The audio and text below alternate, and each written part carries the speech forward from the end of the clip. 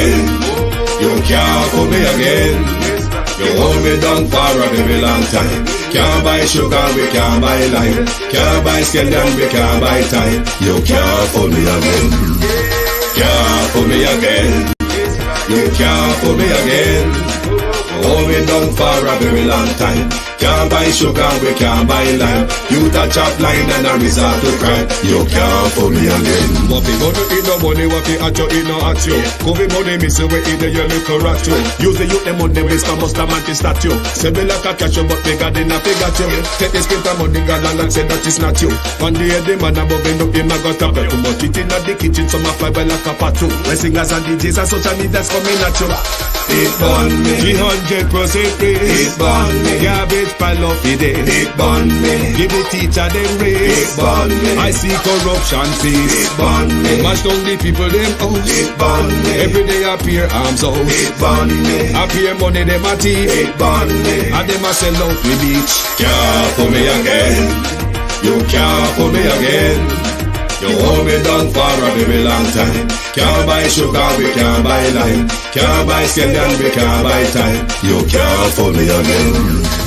Can't fool me again. You can't fool me again. You hold me down for a very long time. Can't buy sugar, we can't buy lime. You touch up line and a resort to crime. You can't fool me again. For me say dig up all the charities and all of the giver. Some a go like say them powerful, me no make a bigger. The already promises none of them not deliver. Cut up the youth, they rap and they down in a whatever. Member bowl only and they lie them tell.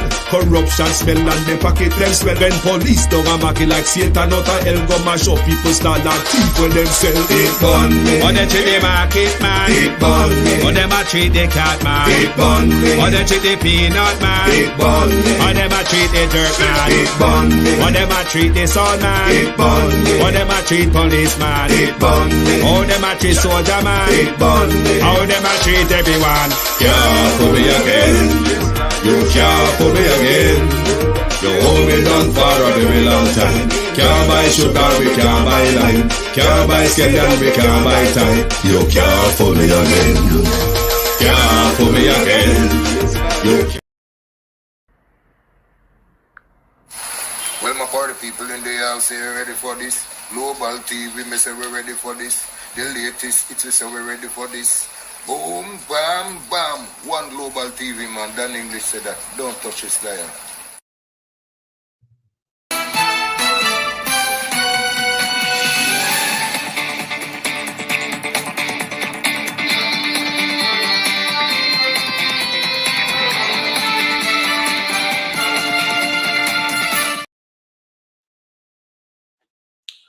Good afternoon from London. Good morning if you're on the Eastern timeline. Welcome to Jamaica Decide 2024. Thank you for joining us this morning. Good morning to those on the X, to those on the Twitch, on Facebook, on YouTube. Good morning, and welcome. This morning, I will not be doing a lot of the talking for you. Your Prime Minister will do that. But before your Prime Minister speaks to you, because we must always keep reminding people what they said. Before your Prime Minister talk to you, I will do my usual. And I will also speak to Fitzbailey about the integrity of the JCF, not only about the JCF. Trust in the investigative process. Believability, Fitzbailey.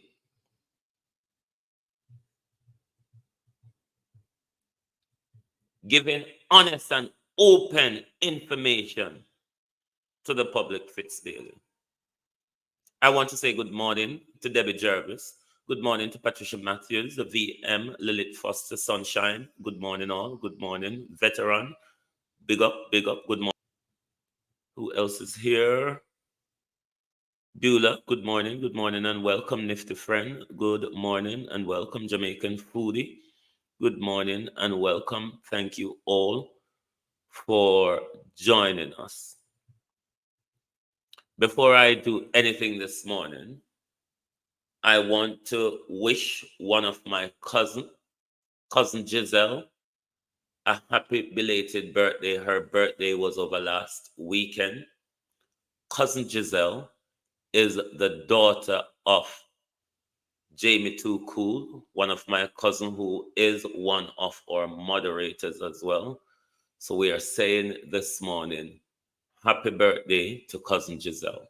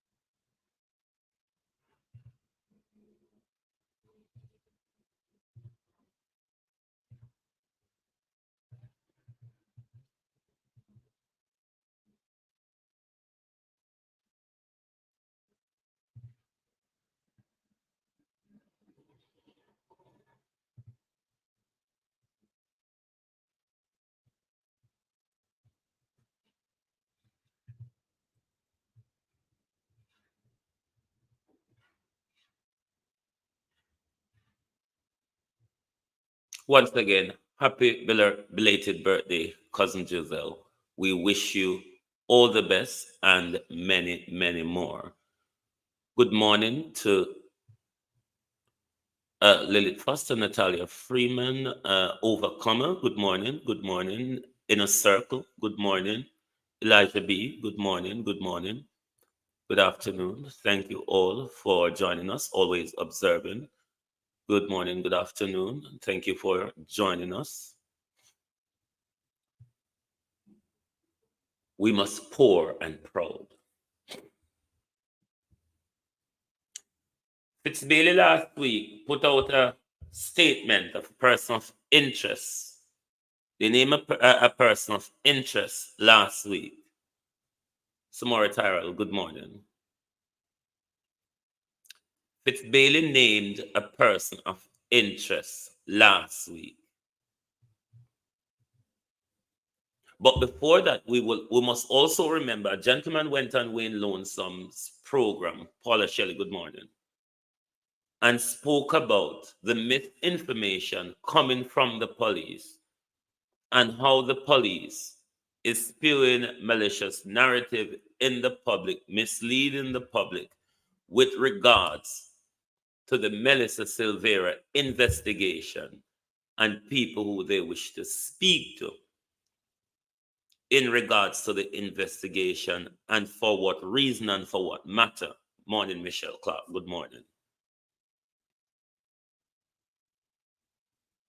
Fitzbailey put out a statement of interest to the public last week. A lot of us have been chewing over it, rightly so, because it's public information.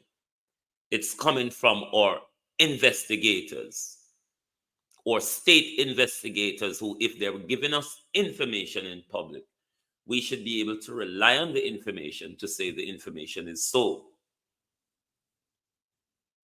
But the attorney, including Valerie Nita Roberts, our son, has put out a statement, Robertson, with regards to Miss Sashana Miller, rather. Let me find the cue in here. With regards to Miss Sashana Miller, her legal team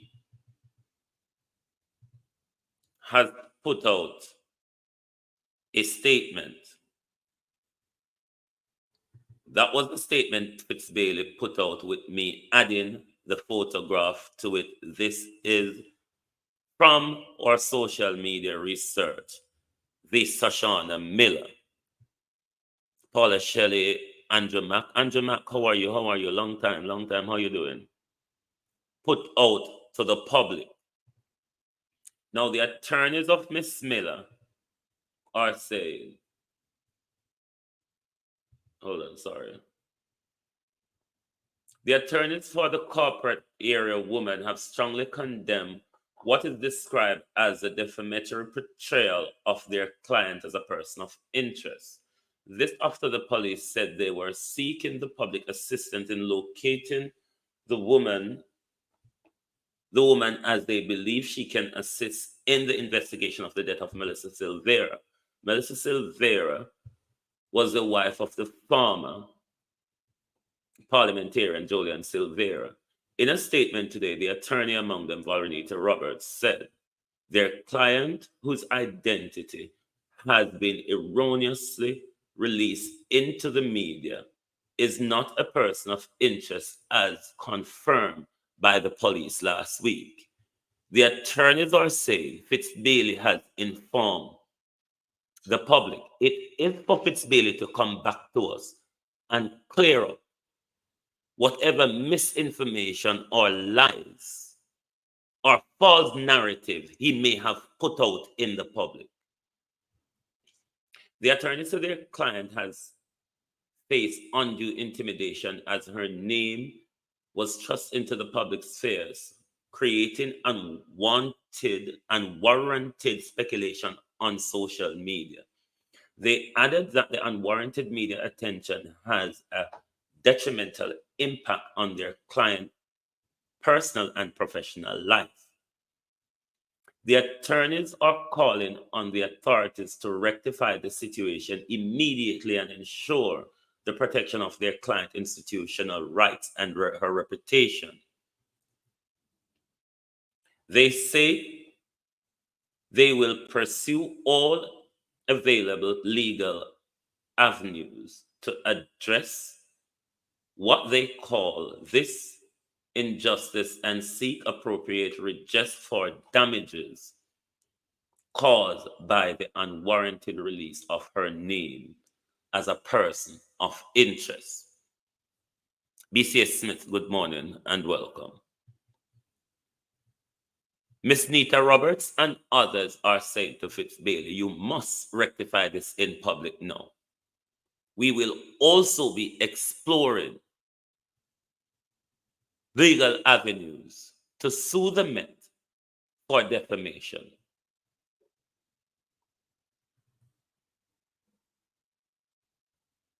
All legal avenues, they spoke about defamatory and detrimental to her personal and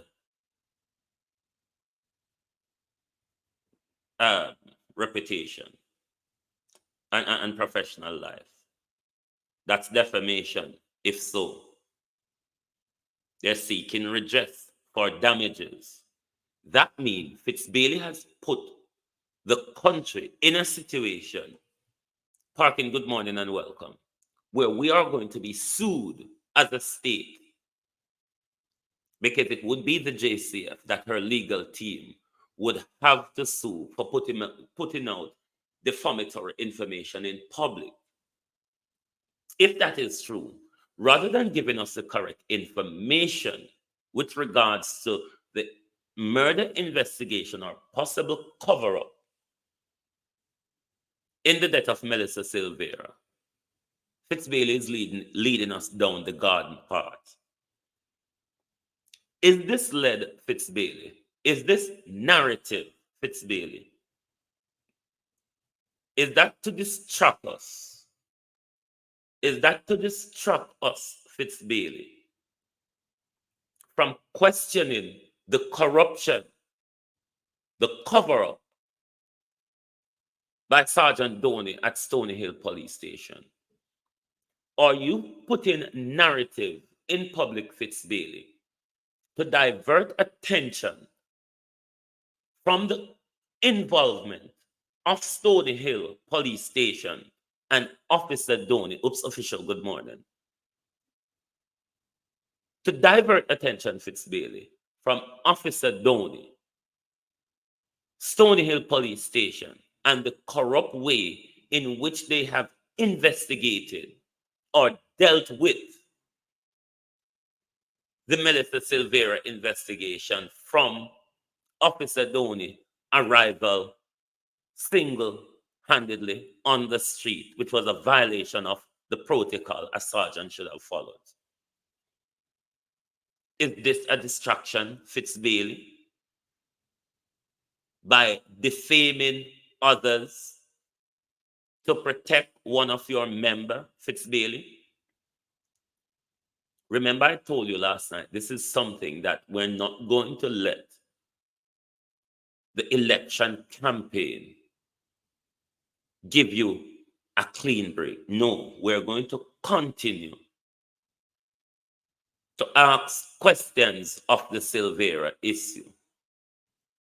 We're going to more so continue to ask questions of the cover-up, Fitzbailey, because this is the big hide coming from you at the moment. This is the big detour. This is the big narrative shifting, Fitzbailey. But we want to know what your investigation into the initial police attendance. We want to know what that investigation, what are the findings, Fitzbailey, from that investigation? What are the findings? Last night I should have showed you, remind you this, because most of us, a lot of us would have seen it already. I should have reminded you this last night when I was speaking, about those who regularly assault us, our institution and our processes and our finances. There was a massive assault. There has been a massive assault. Maria Williams, good morning. There has been a massive assault on our public purse in the Ministry of Health over the last 8 years under Dr. Tufton's leadership.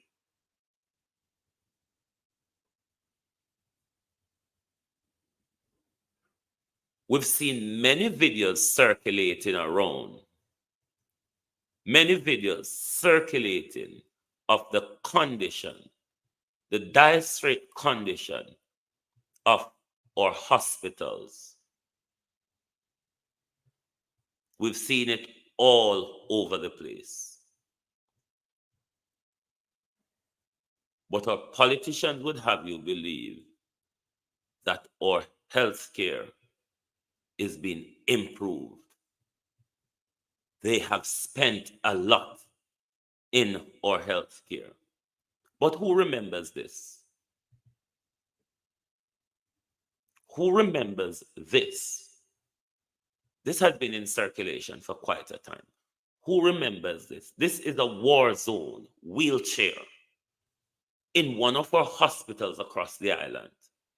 And I was told when this surfaced a few years ago that this is not the only one, and it's not just one hospital across Jamaica. You have these makeshift war zone wheelchair in our National Health Service, where billions have been embezzled, misappropriated, unaccounted for under Dr. Chris Tufton. Not to mention the dead babies, not to mention people lying on floor for days waiting for bed, not to mention elders sitting in a chair with high blood pressure, diabetes, and circulation problem, waiting for a bed, waiting to be treated.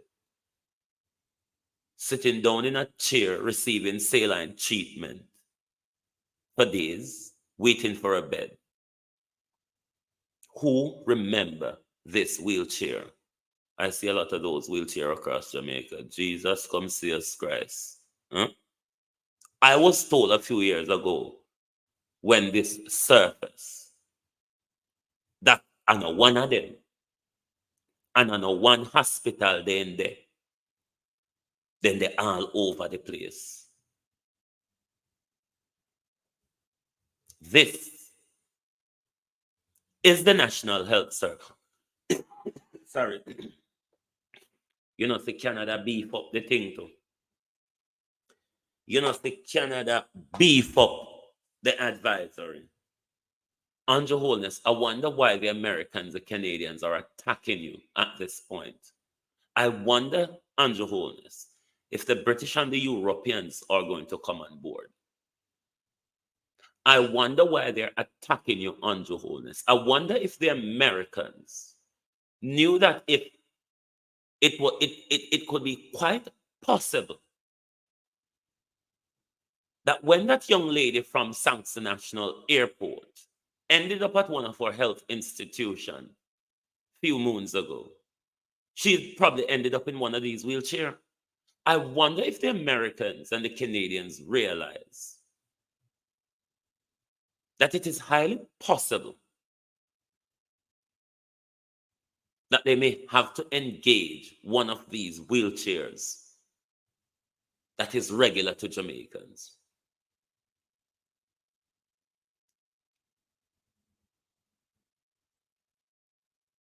I wonder. But I wonder if those who would say Wayne keeps attacking the Prime Minister, Wayne is a PNP, I wonder how they feel when they go to hospitals and can't get treated. I wonder how they feel when they go to hospital and cannot afford the treatment. I wonder how they feel when they see their relatives die in front of them for once because of a shoddy health service.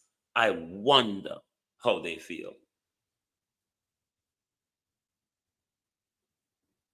This is what we have to engage with. Many of our family die under the Ministry of Abattoir in our country. Dr. Tufton is running an abattoir ministry. Dr. Chris Tufton is running a butcher shop in Jamaica. Dr. Chris Tufton is running a makeshift war zone in our country, while billions have been embezzled. Billions have been embezzled from Dr. Tufton department. Why shouldn't we talk about this? Why shouldn't we talk about this if this is our reality? It's not just our reality. Lambert Brown had the same reality. When he went back to Parliament and was reporting to them, that was the experience of Lambert Brown. Lambert Brown may have not ended up on this chair, but had Lambert Brown not had the contacts, had Lambert Brown not had the contacts and the money, he would have possibly ended up in one of these chairs or died for once, waiting to be treated like many of our families and like many people we know. So we're not attacking the Prime Minister. The Prime Minister said, when you see me, when you touch me, I'm real. So we are just saying what is real or experience or reality. So please, Dr. Chris Tufton, when you and Kamina Johnson is going to push back. Morning, Mr. Gray. Morning, Carlos Gray, Jamaican Carlos TV. Good morning and welcome. When Kamina Johnson and Dr. Chris Tufton is pushing back on the U.S. advisory, they must remember this wheelchair. It is a part of the service that Dr. Tufton is offering to us. It is a part of the service that Dr. Tufton offers to us. How much wheelchair could us as a state procure from the billions embezzled from the Ministry of Health? How much beds could we procure from the billions embezzled from the Ministry of Health? So what the US is saying in their advice and what the Canadians are saying, Dr. Tufton, it's many of us reality, many of us family reality. It's not something new to it. It may be new to you because you want to sweep it under the carpet. It's not new to us. But as Mr. I never come out here to talk much this morning, I want you to listen to some things that your Prime Minister said. You may hear a little bit of bouncing and knocking here and there because the conference was regarded on my note taker on my computer last Thursday. But I want to play some bits and pieces out of that long waddle. The Prime Minister spoke out of one of his many mouths. I don't know, say I know one mouth the Prime Minister, I have many. So I'm going to play you some clips that the Prime Minister spoke out of one of his many mouths on Thursday. Please do let me know in the chat. Sasha Lewis, good morning and welcome. Beulah, good morning and welcome. Please let me know in the chat if you can hear. You will hear a little bit of ruffle here and there, but you should be able to hear the Prime Minister very well. Please do let me know if you are hearing in the chat.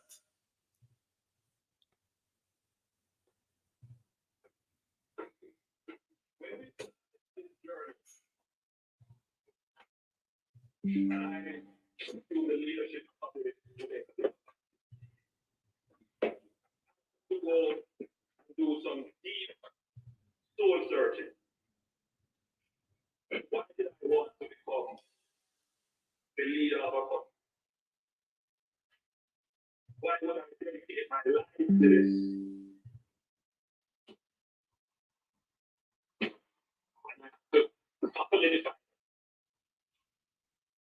Can you hear him? I was born in Chicago. I like to tell stories. Those things, you know. And there are people who are trying to tell my story, trying to define me. All the calls and false narrative they carry don't always respond because I don't go through directly to the people of Jamaica. When the people of Jamaica see me and hear me and touch me and feel me, they know I'm real. I'm from them. I like them. I want to know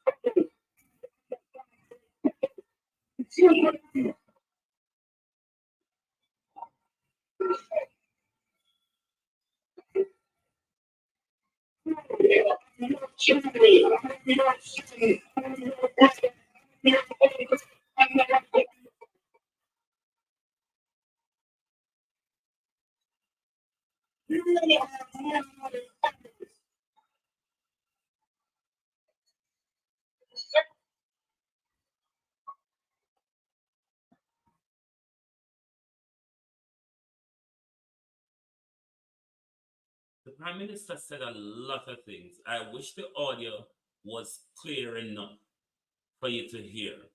But the Prime Minister said a lot of things. The Prime Minister also made a lot of false promises, particularly to do with what is under local government remit, your urban parks. We're going to develop your urban spaces. After 8 years, this is now what the Prime Minister, because they never had to have local government election since 2016. So they never had to do anything at the local government level. Nothing at all much at the local government level, except for embezzling our money. So now the Prime Minister came back with a lot of lies, lies that failed in his general election promise, undelivered lies in his general election promise. A lot of those lies, the Prime Minister came back with them again and is doubling down on failure. In the Prime Minister's argument, but please do go back to YouTube and listen to the Prime Minister speaking at the Montego Bay Convention Center last Thursday evening. The Prime Minister is coaching the nation. I wish you could hear. Coaching the nation to be poor and proud. The Prime Minister is coaching us to be poor and proud.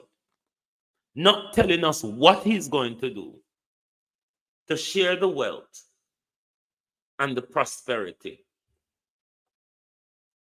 with us. But even if we're poor, we must be proud. There's nothing what is wrong in being proud and being poor. But there is something awfully wrong in a Prime Minister coaching us to be poor and proud when he, since entering politics, has become a multi-billionaire. The Prime Minister, since entering politics, him and his wife have become multi-billionaire with wealth and assets, not only in Jamaica, but offshore. And the Prime Minister is telling us to be proud and poor. What about our war zone hospital, Prime Minister? What about our schools that doesn't have computer room and computers? What about those schools, Prime Minister, that have not still, that are still yet to receive the devices that they should have received during the pandemic and lockdown?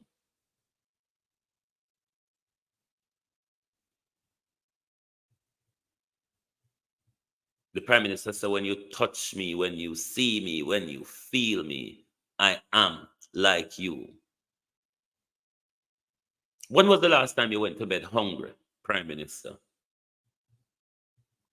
Have your children ever gone to bed, Prime Minister, without a night meal? Have your children, Prime Minister, ever struggled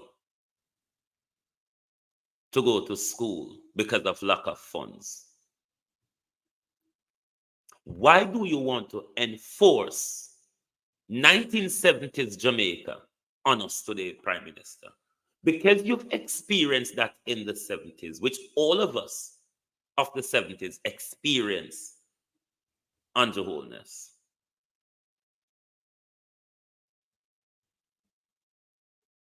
Why is it that you think that we, the children of Jamaica today, should be happy with that? Because it's the struggle and you have been through it and you understand it. One of the other lie, blatantly, the Prime Minister told that the Labour Party, this is how he coached up, used coach stick.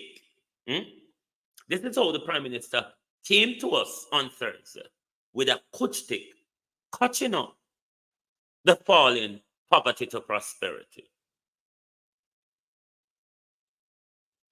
The Prime Minister found another P to put on it. The Prime Minister came with another P as a coach stick to bolster the falling poverty to prosperity. the Prime Minister told a blatant lie that the Labour Party is going to end absolute poverty in Jamaica. Jason Kane, how are you? The Labour Party is going to end absolute poverty in Jamaica. And he point to the Hope program. He point to the what a program the name what they use in a school and elderlies as well. The what a program what they the PATH program. He waddled away on his housing program, which is a part of the thanks Debbie, which is a part of his Hope program. The Prime Minister said he's lifting up people out of poverty by giving Jamaicans a home, taking them out of the zinc fence and da-da-da, and lifting their confidence. Is the Prime Minister saying, when I go into a community and I look for one of the many very social in that community who are at social disadvantage, and I help that one, then I'm lifting that community out of poverty. I'm giving confidence to that community. And how much house a community you do, Prime Minister? That I go lift Jamaicans out of poverty. The Prime Minister could stick. The Prime Minister had to add something to from poverty to prosperity. What the Prime Minister carefully does is throw the ball over to us. For it to work, it must be a partnership. Poverty to prosperity to partnership. We're going to partnership to move from poverty to prosperity. Why? The Prime Minister hasn't achieved a diddle out of the promise from poverty to prosperity to us. So what the Prime Minister is saying to all of us, because I've failed so miserably, you all need to come on board and partnership with me so we can deliver our poverty to prosperity. But that is coming from a Prime Minister who doesn't listen very well, or who doesn't really take advice, or a tone-deaf Prime Minister, one could argue. The same promises. What?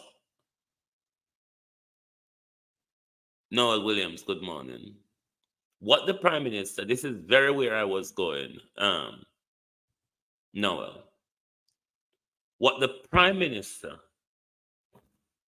should be doing at this point is pointing out to us his achievement of the last 8 years.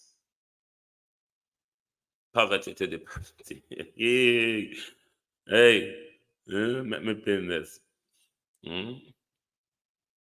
What the Prime Minister ought to be doing at this point is point out to us his successes, not success, his successes.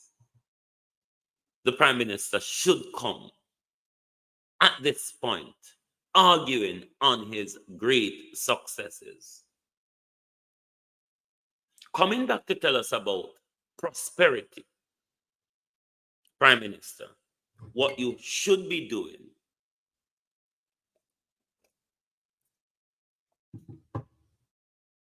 is be pointing all over to the place to say, look, Jamaicans, we have improved your education system. We have taken up your education system to a world-class standard. Look at your health care. Joan Brown, good morning. Look at your health care, how we have modernized your health care.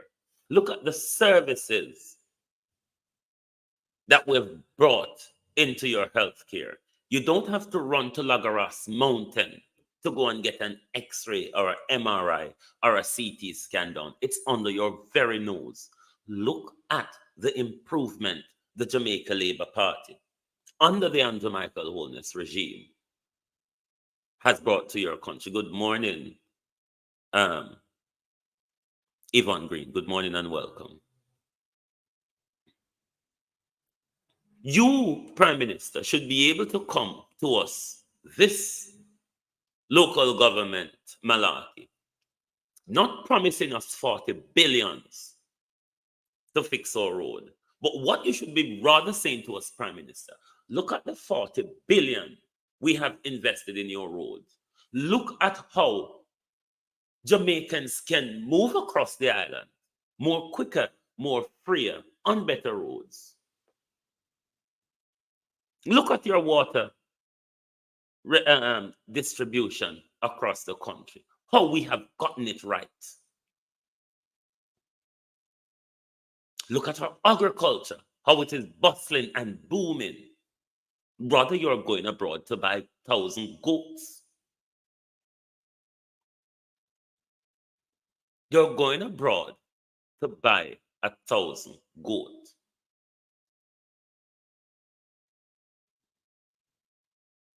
A horrible failure. You have lost it on crime. I mean, lost it. The corruption of the Patrick Bailey murder, the corruption of the murder in Patrick Bailey's house, it's under your watch.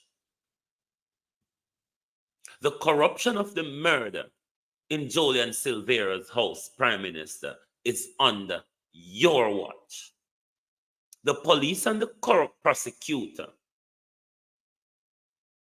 that are corrupting justice, Prime Minister, is under your watch. The assassination, Prime Minister, of Reverend Orville Moore was under your watch. The regular lies Fitzbailey come out and tell us in public, Prime Minister, is under your watch.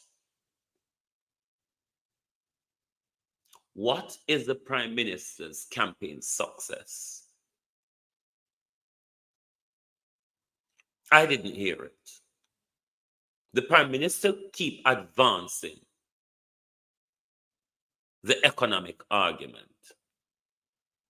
How well the economy is doing, how low the unemployment rate is. How to lie with statistics. How to lie with statistics. The employment rate the Prime Minister is telling you is the lowest ever. Have not taken into account those who are not looking for jobs. Have not taken into account those who stuck two fingers up to the system and say, this is a worthless system. It doesn't provide assistance for you to move up the ladder. So let me go there and do my own little thing, my own little small business or whatever. The Prime Minister doesn't take all of that into account. All the Prime Minister take into account is more than likely a few school leavers that are looking jobs. The Prime Minister economic success is hinged on tourism and BPO employment. Something not quite sustainable for economic growth, Prime Minister. It's really not at all.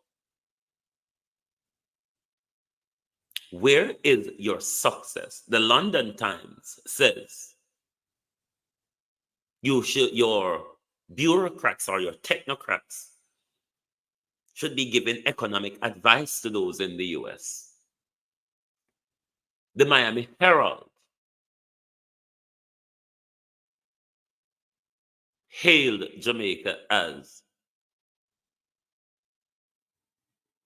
the what's it or other of the Caribbean. But is the people at home, on your wholeness, is the people on the ground feeling that economic boom and success that London Times and Miami Herald is feeling? Or is Miami Herald and London Time hearing voices? Or are they giving you a props because you have or is about to give them a deal on your wholeness? Rosalie Ricketts, good morning and welcome. About to give them a deal on your wholeness that may not would have been signed off on another government. Are you going to give one of their friends? Are you going into a deal with one of their friends while they're assisting you in bamboozling the Jamaican audience who are not feeling what you're all talking about in order to secure another term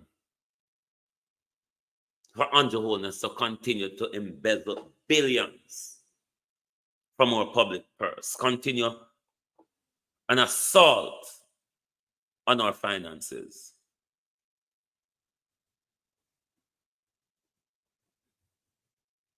Where is Andrew Holness's success?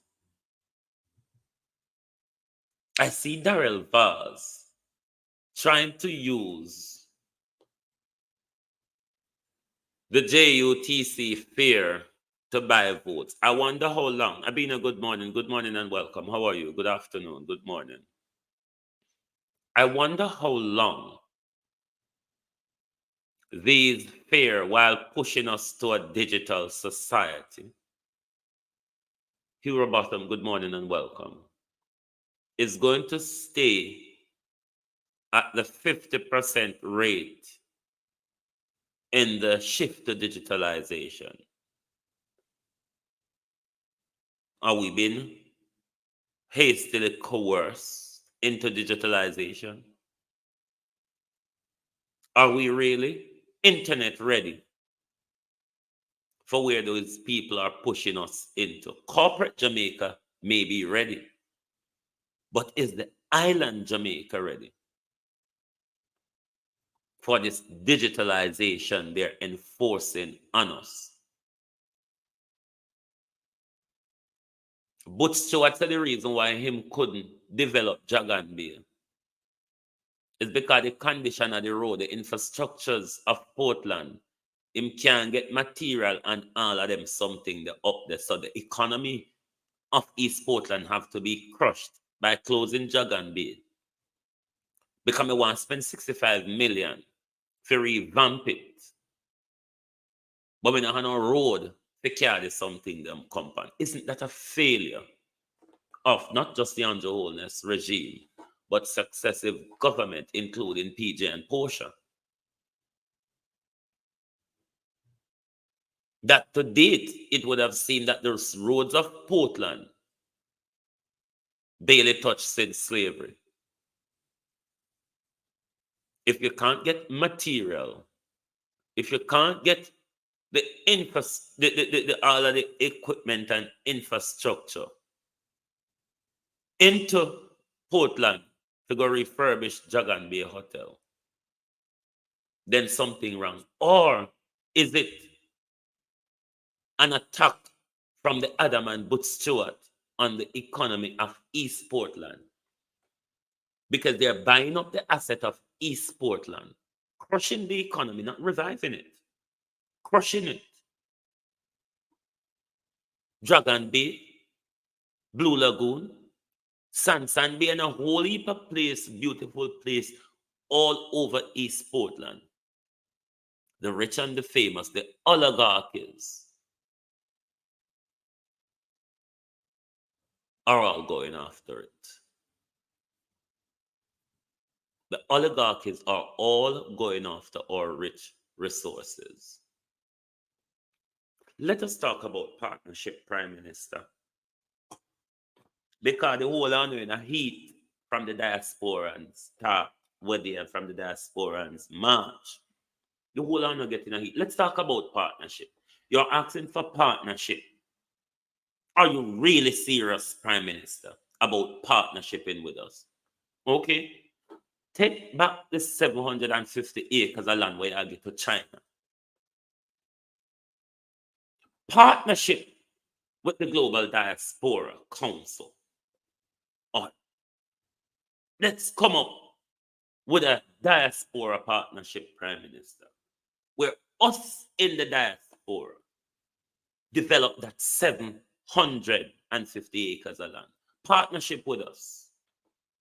If we are to enjoy that prosperity, if we are to get involved in that wealth creation, Prime Minister, take back with 750 acres where I give it to China. Make we develop it up. Sell it to us as a diaspora caucus. Let's create a city there.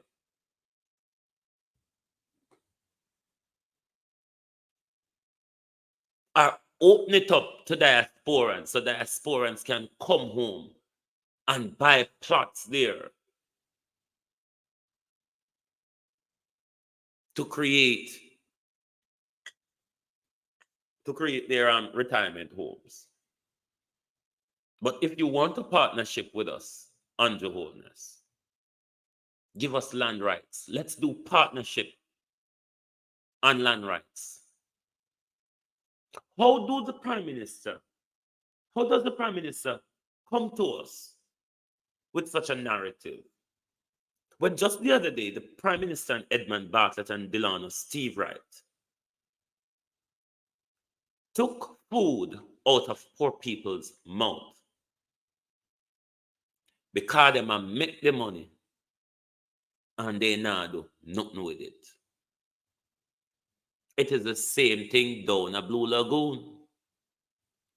Food has been kicked out of poor people's mouth to protect the rich, famous, and the oligarchies. How then, Prime Minister, does this partnership you're talking about?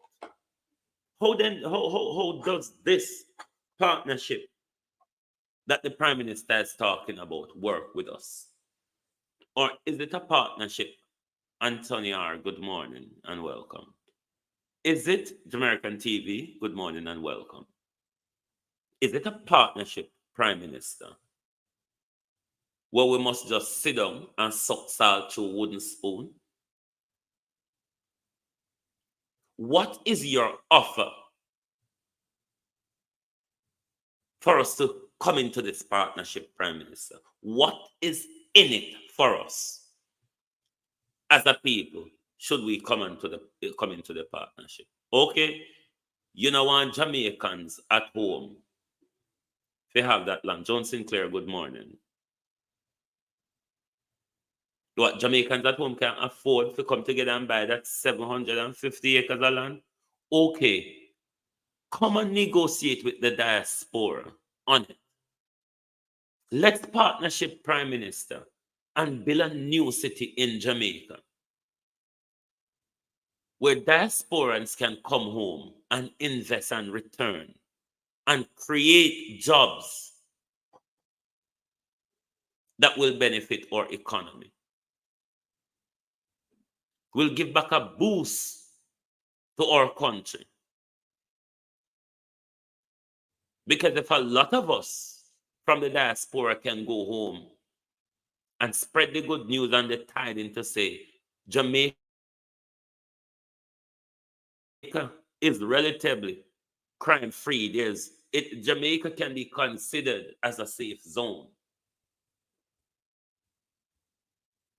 What are you offering, Prime Minister, in this partnership? What is the Prime Minister offering in this partnership that he's asking us to get into with him?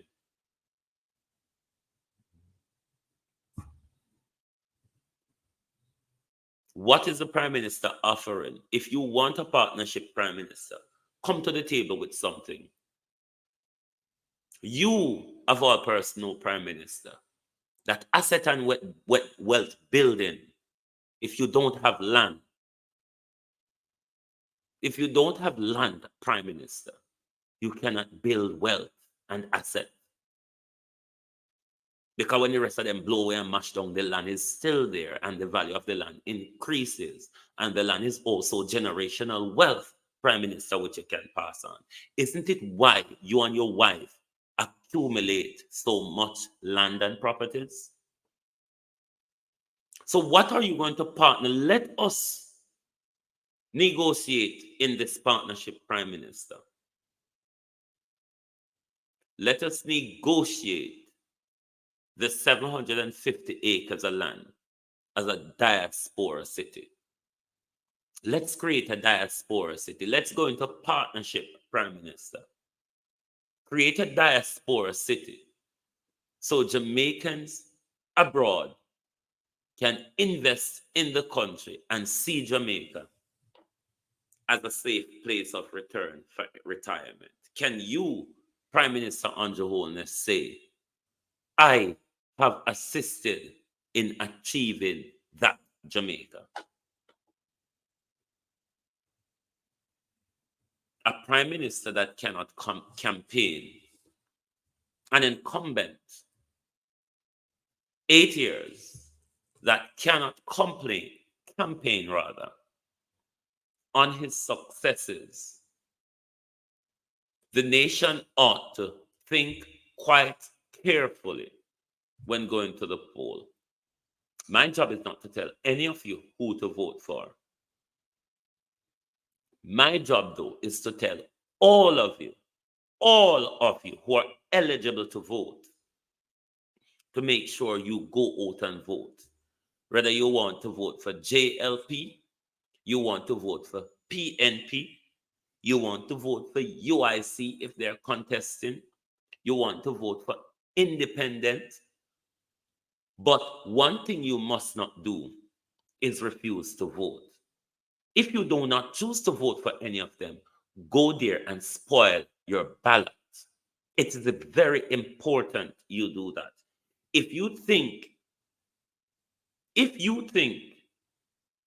none of the above is good enough, go there and mark that on your ballot.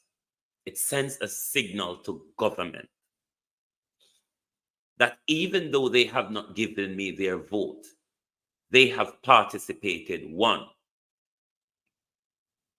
that shift the numbers as to those who can become disgruntled. Those who stay silent and say, I'm not going to vote because it no make no sense, you're sending a signal to the government to say, these people are so disengaged that I can take the mickey out of them because they will never stand up for what they want and what they believe in. But when the government look at the electoral card and see that 90, 95, 99, 100% of the eligible voters voted, that sends a message to government to say, all of them are engaged. Raymond, good morning and welcome. All of them are engaged.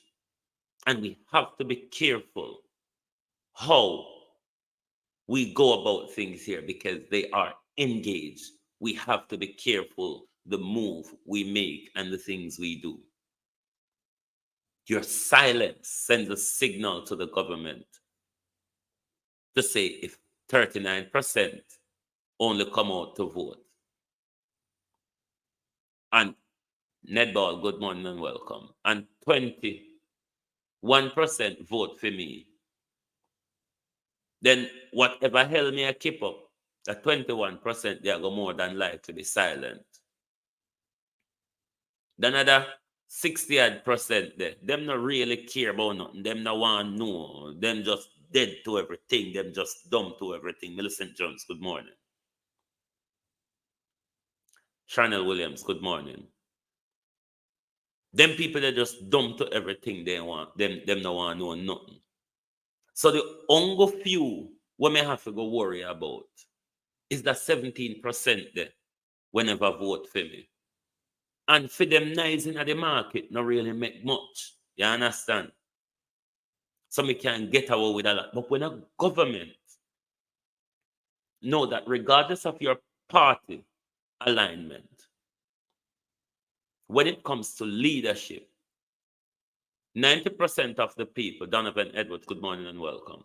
90% of the people would come together and say, this is what we want. A government is afraid of that. When it comes to standing up for what is right or what you want, and when the government realizes that both political parties, people who support both political parties, are on the same page, government is afraid of that. What our government gets away with is the entrenched partisanism in our country, where when JLP, Precious Island, good morning. JLP, please don't call me teacher, I am Wayne. I don't like to be referred to as that phrase. Rosalie Ricketts, good morning, good morning. I prefer to be referred to as Wayne. The phrase teacher doesn't, I don't subscribe to. Thank you. So when the Prime Minister comes to us and not able to campaign on his progress and his successes, we're dealing with an utter failure, super failure. The economic argument won't cut it. It really won't cut it. The people on the ground aren't feeling it.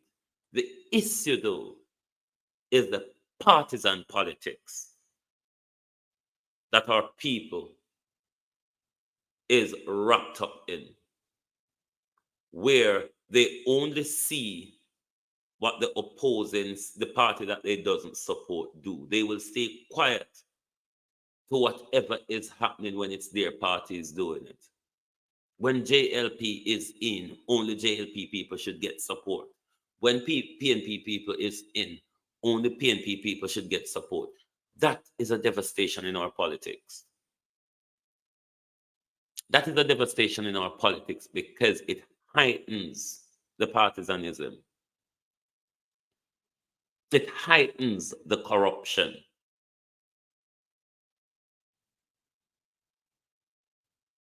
It is important for all of us to get involved. All of us at home, get involved in the voting process. You don't have to vote for them. Spoil your ballot if you don't see any of them worthy of voting for. But you must send the message, I am alert and I am engaged in the process.